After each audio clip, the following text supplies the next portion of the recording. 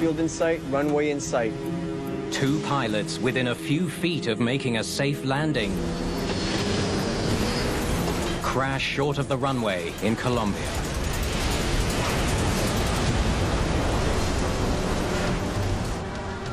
Our #1 priority was the passengers and getting everyone to safety. The 737 broke apart upon hitting the ground. Investigators search for a possible cause, but find no useful evidence. And we still can't explain why. It's not until they scrutinize the entire chain of events that they finally catch a break. That's it. What? Climb, Captain!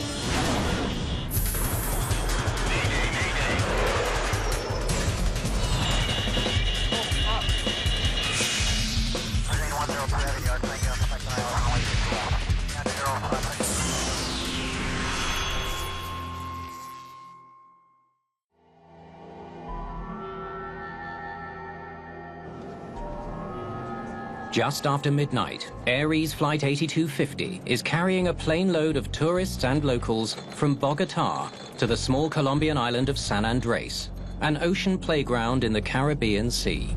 So much for grabbing dinner on the ground. Yeah, it's gonna be a late night.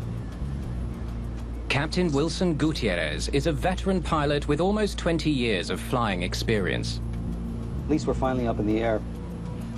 First Officer Camilo Piñeros has flown for Ares for 3 years, with a full year on the airline's new Boeing 737s. Looks like there's some weather ahead of us. Let's keep an eye on it.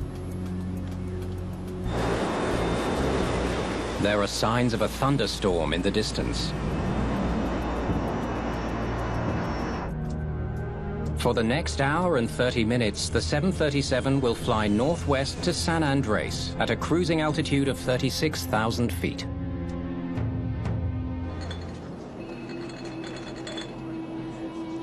Passengers are restless after an unexpected 4-hour delay getting off the ground. We should be landing just before 2 a.m. Flight attendant Adriana Cardenas Medina is working hard to settle passengers, many heading to the small island for a holiday. The flight was running late because it was coming from Cali, and it was late due to poor weather. They said it was running 2 hours behind, but it actually ended up being twice that.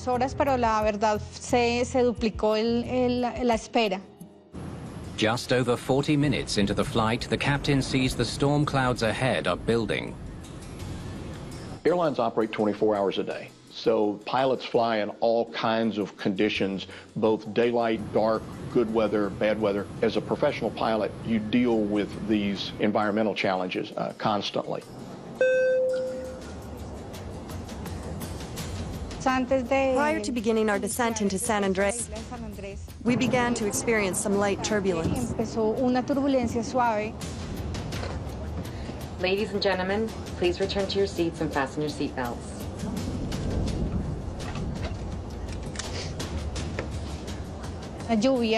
It was raining. There was lightning, a lot of lightning, and the turbulence started to intensify.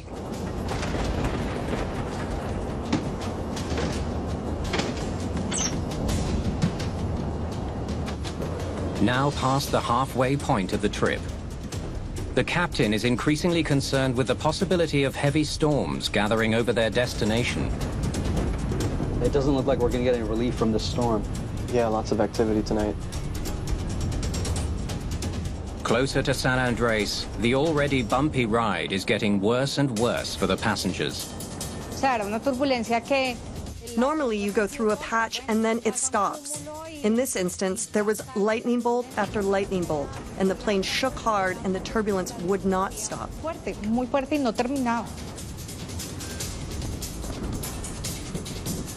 it out, Camilo. It's building all around the island. Can this bad weather be in San Andreas? Less than 20 minutes away from the airport, the weather on the ground appears to be changing rapidly. Get a report from San Andreas for me. Okay, I'll ask. The San Andres air traffic controller is also keeping a close eye on changes to the weather. San Andres, good morning. Itis 8250. Go ahead. We want to know how the weather is at the airport, please. Okay, Air 8250. Wind calm, visibility more than 10 kilometers, scattered clouds at 1,500 feet. There's some bad weather near the airfield, but right now there's no rain. Despite the turbulent weather along the way, conditions in San Andres seem to be much better.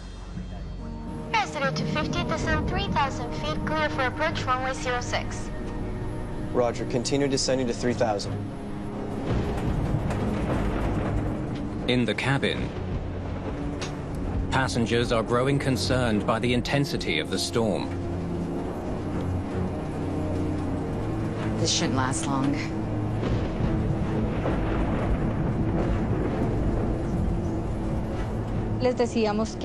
We told them that we were in an intense weather system and that we would be out of it shortly, but we never actually got out of it. Air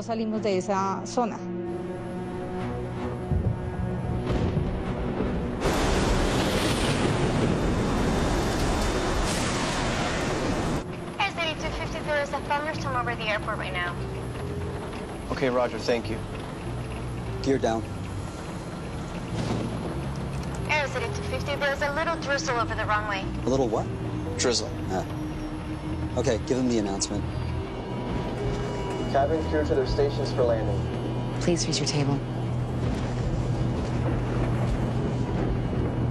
As the storm continues to build, Ares 8250 is about to begin its final approach.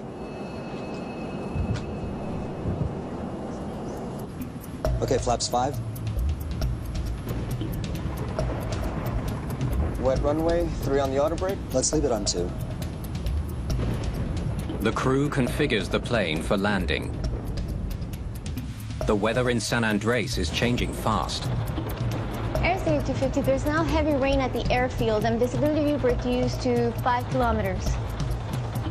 Visibility down to 5 kilometers. Oh, man. When you see particularly weather that's deteriorating, it causes you to be a little bit more cautious because the trend is not going in a positive direction. The rain became even more intense, the turbulence more intense, and the thunder was more frequent.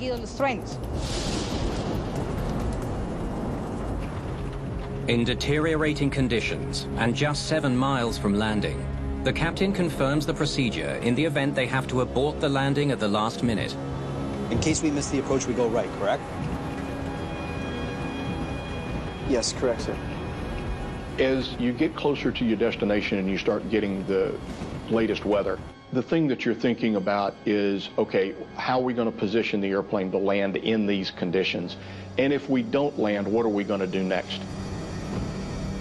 Only minutes away from landing, the pilots run through their final checks. Landing checklist. Speed brakes, Armed. landing gear, Down. flaps, 30. checklist complete. We were about 5 minutes from landing. I started to see lights in the ocean from the island. But less than 2.5 minutes from touchdown, visibility has reduced dramatically. Air 8250, do you have the runway in sight? Negative. Not yet. Seconds later, Airfield in sight, runway in sight. Itis 8250. the clouds over San Andres lift.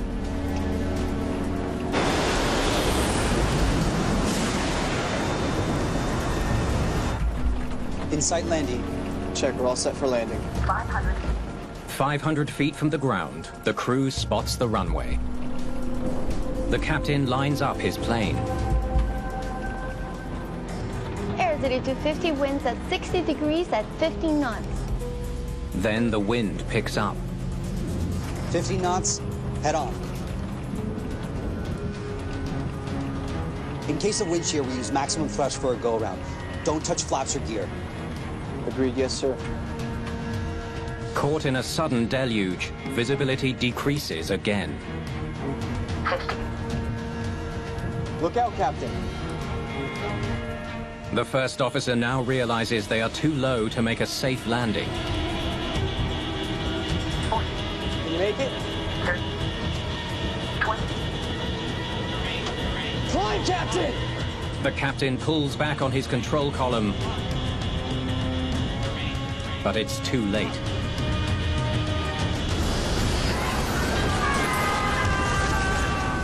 We felt a hard and sudden crash.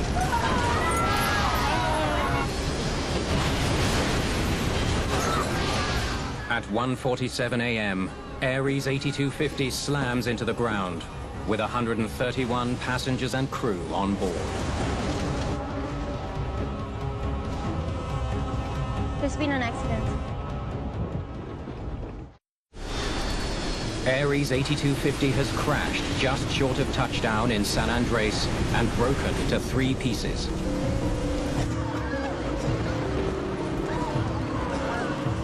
Inside the front section of the airplane, flight attendant Adriana Cardenas Medina has survived the horrific crash. Are you okay?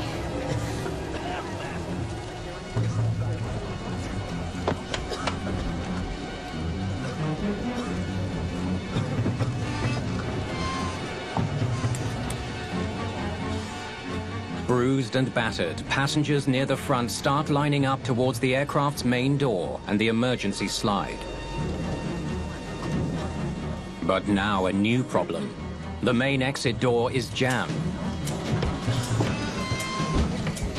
Con mi compañera tratamos de abrir la puerta. My coworker and I tried to open the door, but it would not open. A passenger helped us to open it. Colaboró para abrirla.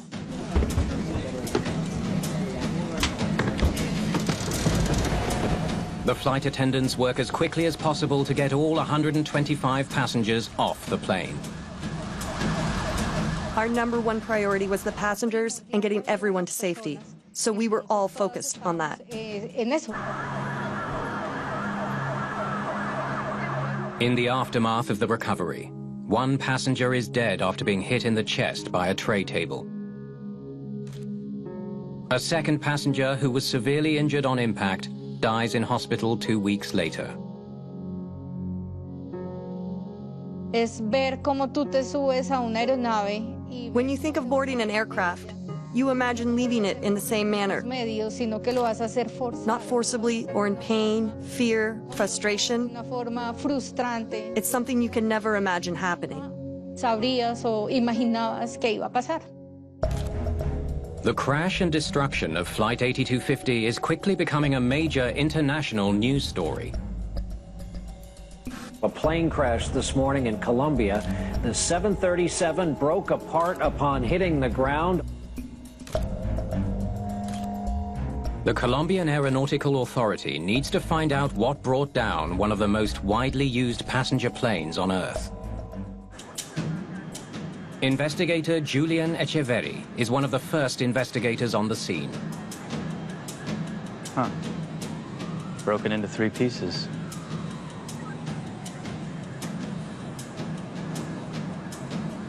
He was definitely lined up for a landing.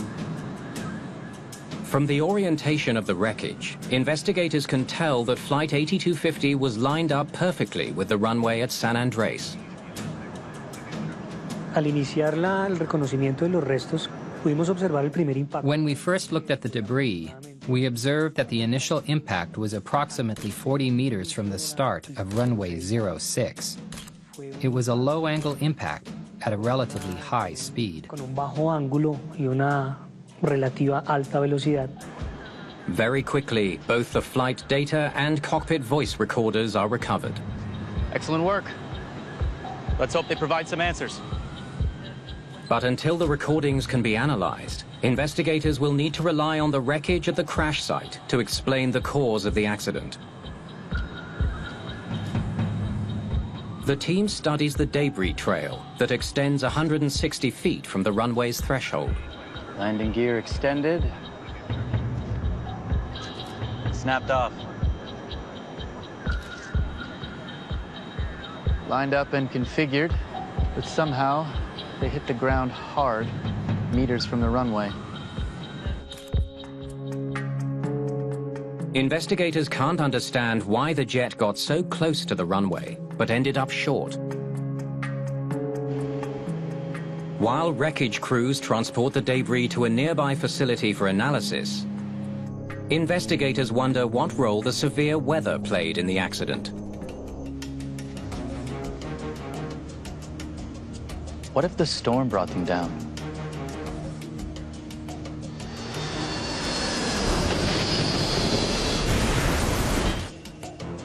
The team studies meteorological reports from the night of the crash. Era una gran hipótesis que teníamos también dentro de todo. The meteorological condition during the accident was one of the things we considered in this investigation. Existían meteorológicamente hablando al momento del accidente. Based on the first information that we received. Turn that up, would you? La primera información que tenemos es que aparentemente un rayo A lightning bolt struck the sobre el airplane avión y and caused the tragedy that we're all aware of. They're saying it's lightning? We'll see. Echeverri and his team know that accidents caused by lightning are virtually unheard of. Lightning strikes, although they're very spectacular and can visually impair you just with that bright flash, they really don't pose a great threat to the airplane during landing. Investigators need to know if there was lightning near the 737 as it approached San Andres. There was video evidence from a closed-circuit television camera which recorded the final moments prior to the accident.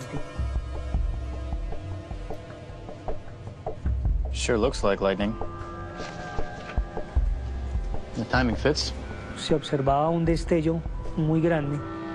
There was a big flash in the video, which led us to think that the aircraft could have been struck by lightning. Alcanzada por una descarga eléctrica. The team studies the static wicks from the accident plane. Static wicks are located on the trailing edges of airplane wings and help discharge any buildup of static energy. If the plane was struck by lightning, they should be melted or burned. But they are not. Investigators can find no signs of a direct lightning hit on the aircraft's surfaces. Sin embargo, during the inspection of the debris, which was carefully performed, we found no traces of interaction with lightning. Este tipo de interacción con una descarga eléctrica. They're clean. But Echeverri still has a lot of unanswered questions about the weather at the time of the accident. Looks like it was a big storm.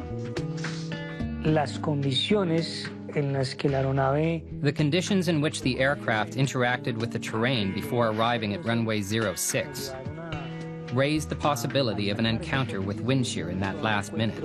En ese último minuto con un wind shear. Wind shear is a phenomenon in which the wind's direction or speed changes extremely abruptly.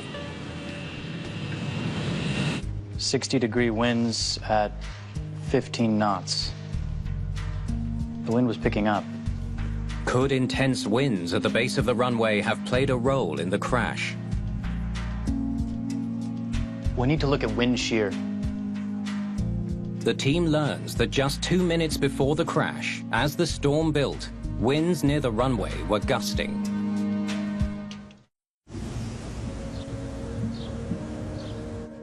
Digging further into the flight data. So, lots of headwind,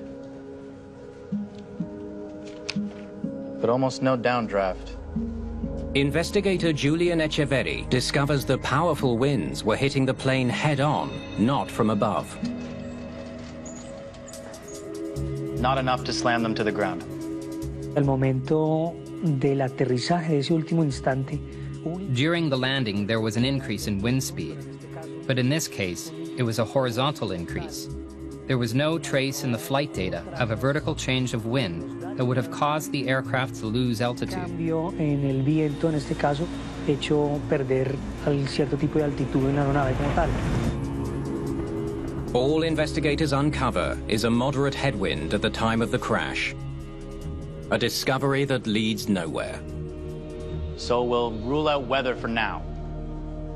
El hecho que no pudiese haber sido un wind shear, que esa era la hipótesis que más. The fact that it was not wind shear made us focus on operational aspects that may have led to this accident. En observar los aspectos operacionales que condujeron a este accidente como tal. What about the aircraft itself?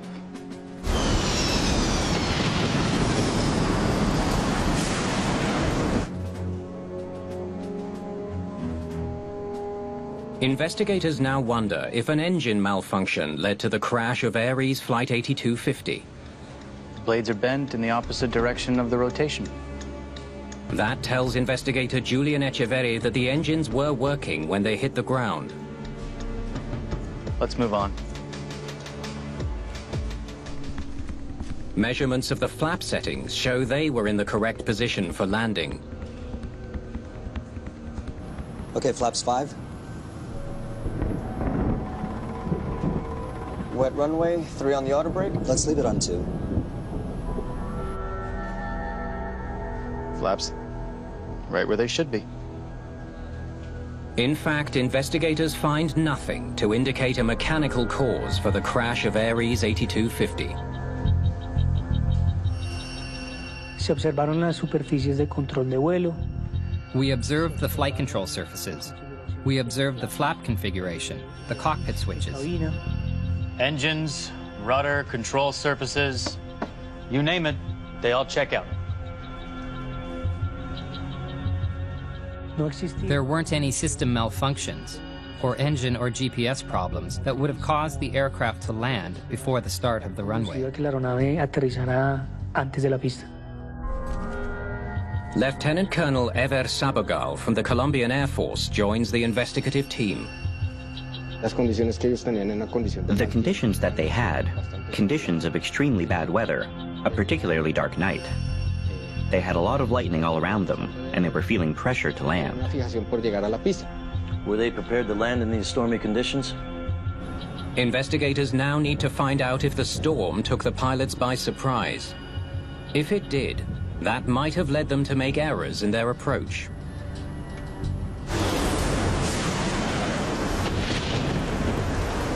The critical part is what's the weather going to be when we get there. It's less critical of what it is right now. So as you get very close to the airport, that's when you want to make sure that you have a good understanding of the weather that you're about to deal with in the final approach segment of the flight. Can I show you this? The team already knows the weather was changing quickly just before the crash. But they need to determine if the air traffic controller kept them up to date. I updated them regularly once they were in my airspace. San Andres, good morning. IDIS 8250. Go ahead. We want to know how the weather is at the airport, please. Okay, Airs 8250. Wind calm, visibility more than 10 kilometers, scattered clouds at 1,500 feet. There's some bad weather near the airfield, but right now there's no rain. Every time the weather changed, even a bit, I told them. Gear down. Airs 8250, there's a little drizzle over the runway. A little what? Drizzle. Minutes later, it turned into a full-blown storm. Airs 8250, there's now heavy rain at the airfield and visibility reduced to 5 kilometers. Did they seem concerned about the weather? No, they didn't sound overly concerned. I was very careful to tell them everything. The controllers are very good about reading up changing weather conditions, particularly wind and visibility, which is the two most critical factors as they get very close to the airport. But the decision to land or not to land rests with the captain. And he or she is responsible to make the decision whether the conditions are safe to land or not. Airs 8250, do you have the runway in sight? Negative. Not yet.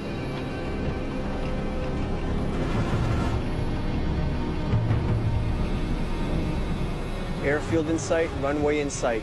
IDIS 8250. And this is appropriate because it's really only the pilots that can see the exact conditions that the airplane is in and the visibility they have to be able to see the runway and land safely on it. Look out, Captain!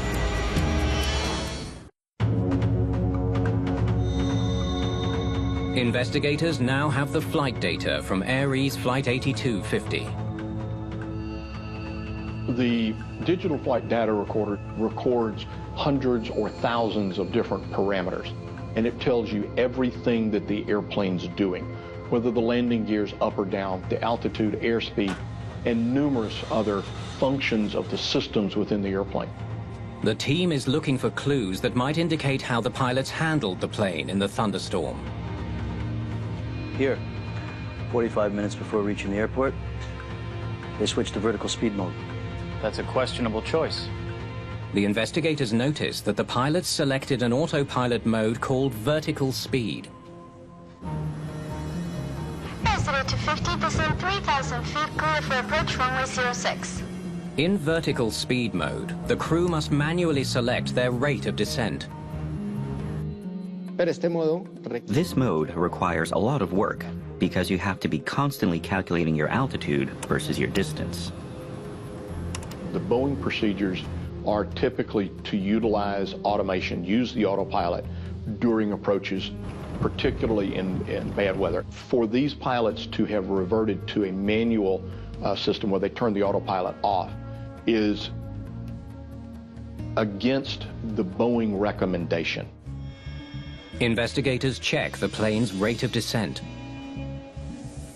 Look at this. They were descending to the runway at 1,100 feet per minute. According to the manufacturer, rate of descent shouldn't exceed 900 feet per minute. It's an important clue. If they are in excess of 1,000 feet per minute, then it is unstable approach. The team has now determined the plane was dropping too fast, and they have a theory as to why. They must have been trying to get a visual fix of the runway as soon as possible. By bringing the airplane down early, the hope is that you'll see the runway earlier. You'll be underneath the clouds, and your visibility will be improved the lower you get. But that strategy didn't work for the crew of the Ares flight.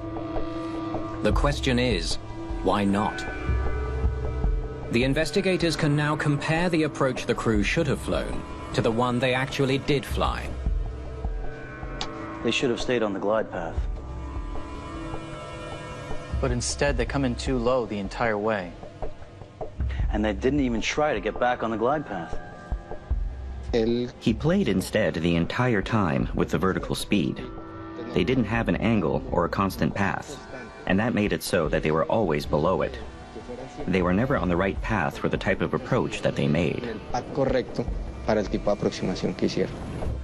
Didn't they know they were coming in too low?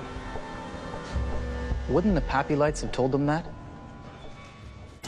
PAPI lights, or Precision Approach Path Indicators, are color-coded lights along the side of the runway that tell pilots if they are too high or too low on their approach. The airport's PAPI lights were fully operational that night, yet the plane still came in low.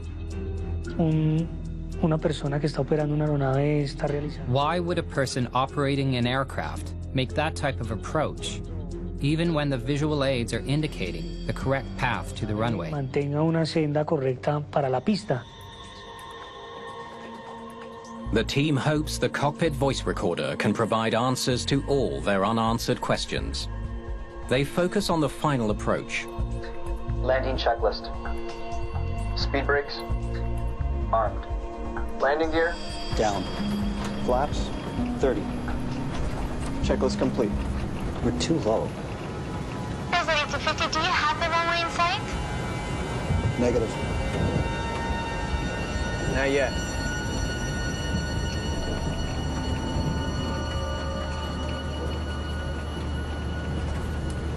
Airway in sight, runway in sight, IDIS 8250. In sight landing. Check, we're all set for landing. Stop. Did you catch that? Go back 30 seconds. Checklist complete. We're too low. Airspeed to 50, do you have the runway in sight? Stop. The captain realizes they're below the glide path, but there's no discussion about it. No go-around. They just keep going. Why? Continue. On the final approach, the captain simply continues to fly, focused on trying to reach the runway. 15 knots, head on. In case of wind shear, we use maximum thrust for a go-around. Don't touch flaps or gear. Agreed, yes, sir. Everything sounds okay? Look out, Captain. 40, 30, 20. Climb, Captain! First officer knows something isn't right. But the captain doesn't respond. Why not? The investigation finally has a solid lead to follow. Investigators are baffled by the captain's actions on board Flight 8250. They question him about what happened on the approach to San Andres. I didn't think anything went wrong until the crash. It was stormy. It must have been the lightning or the wind. Nunca cuestionan el tipo de aproximación que hicieron. They never questioned the type of approach that they made. They never doubted that their procedure was adequate. And they said it was probably the wind that caused their accident. Probablemente fue el viento el que ocasionó el accidente. But when the captain is asked about his use of the PAPI lights, his answer provides the first big break in the investigation. I'm not sure what the PAPI lights were showing. I was focused on the green lights at the threshold, like I always do. Airfield in sight, runway in sight. IDIS 8250. In-sight landing. Check, we're all set for landing.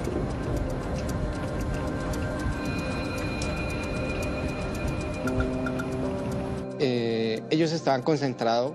They were concentrated on the green lights at the start of the runway, and they ignored the information of the PAPI lights. De las luces PAPI. Instead of landing in the touchdown zone, which is here, the captain says that he always lands here on the threshold. Se vio recurrentemente en sus registros ciertas técnicas. We noticed in his statement a recurring flight technique that involved pointing the nose of the aircraft at the runway for approaches and landings. Nariz hacia la cabecera de la pista. The thinking of some pilots has been, I want on the runway as early as possible so that I can make sure that we get stopped if there's a problem with the brakes. So they deliberately land short of the touchdown zone. Possibly, that's what the pilot was doing the whole time, looking for the green lights and trying to make it. Investigators ask the captain why he performed the landing this way. That's my training. I was just doing what we've always done. Se dio una We saw that the crew decided to make an approach using their own criteria, not the criteria recommended by the manufacturer. Por fuera de lo que se está estableciendo por el fabricante. Investigators need to know what led the crew to do this. They dig into their background. Check this out. He's only been flying a 737 for 8 months. 12 years before that, he flew turboprops. The file reveals that Captain Gutierrez recently switched from commanding Dash 8 turboprops to the much larger 737 jets. The discovery provides a new clue. That's it. What? He was flying like he was in a turboprop. Not a 737.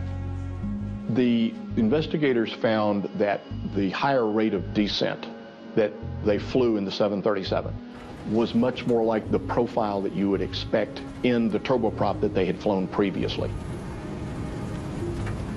Al acumular uno muchísima experiencia. In accumulating so much experience in the turboprops, you develop habits, and when one translates this to the cockpit of jets, one starts to battle with all the tools that make your trip secure. Que te hacen el vuelo seguro. We got to find out if these guys were properly trained to fly a 737. Ares started as a small regional airline flying turboprops around central Colombia. Then in 2009, the year before the crash, Ares underwent a huge expansion, adding 9 737s to its fleet. Normally, the industry practice is to hire experienced 737 pilots to fly the new jets. But that's not what Ares did. Okay, thanks very much. They didn't hire any new pilots for the 737s. They just transitioned the turboprop pilots into them. That's a big leap. En turboprops, everything is much easier. It's a slower plane. It reacts faster. It raises up easily. A turboprop is very forgiving. A jet doesn't forgive. What did Ares do to safely transition their pilots onto the new 737s? The investigators take a closer look at the crew's training records. The captain switched over to a 737 after only 5 weeks of training. First officer only trained for 2 weeks. The team concludes the pilots didn't have enough training to properly prepare them to fly the 737. Lo más importante de la transición es desarraigar. The most important thing about the transition is to undo those concepts that one has of flying turboprops and really just start over. Jets are planes that require a lot of anticipation. They require a lot of concentration. They require you to understand what a computer is doing. Requiere entender lo que está haciendo un computador. Investigators now conclude the captain likely reverted back to his turboprop habits while trying to land at the San Andres airport. So just as he would in a turboprop, he aims for the threshold, but he crashes short of that. And we still can't explain why.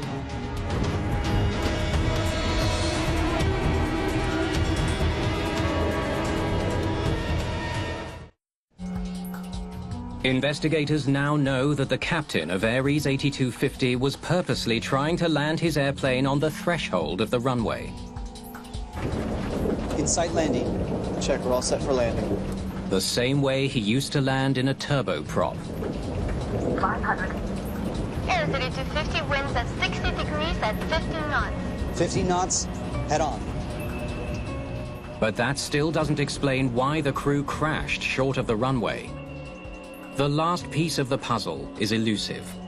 The investigators listen to the cockpit recording once more, hoping to hear something they missed. Look out, Captain. Can you make it? Climb, Captain! So from the point he gets a visual of the runway, the captain does nothing to correct his altitude, right up to the crash. Not even when the first officer gives him warnings. So what's going on in his head? When the investigators looked at the flight profile and they realized that it ended up impacting the ground short of the runway without ever really arresting itself and trying to hop up to the runway or make power adjustments until the very last minute. The next question is, what is this consistent with? This is a classic undershoot accident in just about every sense. It's a classic black hole illusion accident. The black hole illusion occurs on dark nights when there are no ground lights between an airplane and the runway threshold. The contrast between the lights and the total darkness creates an illusion that deceives pilots into thinking the runway is closer than it really is, causing them to put the plane down too early. This creates the visual illusion like in a black hole, where you completely lose your depth perception. It was a nighttime approach on an island with no noticeable difference between land and water. And only the runway lights as reference.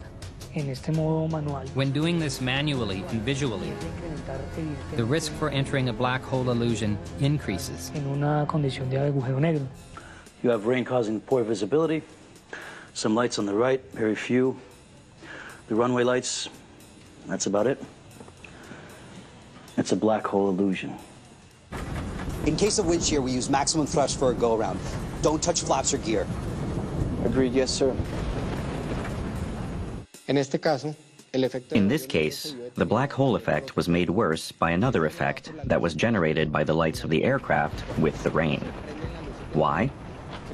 Because when the lights of the plane go on, you start to see the rain falling. The wipers start up, and they also distract you. And the brain has to play with all that and be able to identify where the runway is. You take all the problems the Ares 8250 had, and it still doesn't necessarily give you a plane crash. But throw a black hole in there, and it makes sense. The black hole illusion is the final piece of the puzzle. That's why the crew was constantly below the flight path, without being aware of it, and they never made it to the runway. Y nunca llegaron a la pista. The Colombian Aeronautical Authority issues a series of recommendations, including a revision of Ares Airlines procedures for visual landings. In this accident, there is no one reason. There are many reasons that brought them to this. The type of approach, the kind of training. El tipo de entrenamiento. Can you make it? Una de las recomendaciones I think one of the most important recommendations from this investigation was strengthening crew training, especially for those transitioning from turboprop to jet. Turboprops y avionaves jet.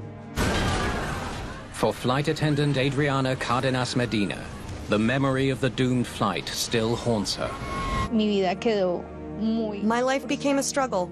I was left with irreparable physical injuries and with psychological trauma, which I will probably never fully overcome.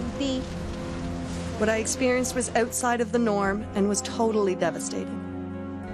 Desesperante. For investigators, the crash of Ares 8250 is a cautionary tale about the dangers of an undertrained crew. La recomendación más importante que apuntaba a The most important recommendation we gave was about ensuring and strengthening the crew training para que esto sea una defensa and following manufacturers' instructions so that they can prevent these types of accidents.